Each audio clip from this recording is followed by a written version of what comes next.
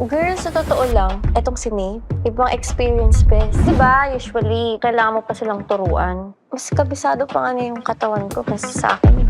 Alam mo sis, curious tuloy ako. Kung curious kayo, bakit di nyo lang kaya i-try? Sharing is caring. Talaga ba?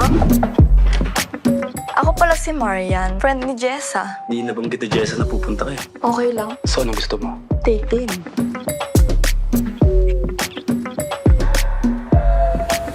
Babe, Guys, si Nate nga pala. Ingat ka sis. Baka masyado namang yumabang yung boylet mo, kakapuri mo ha.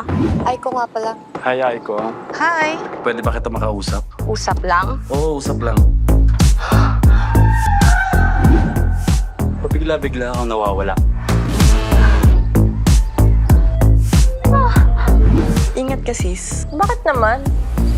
Anong ganap dito? Wala naman. Para lang may pinag-uusapan kayo na hindi ko dapat malaman. Wala naman kami pinag-uusapan.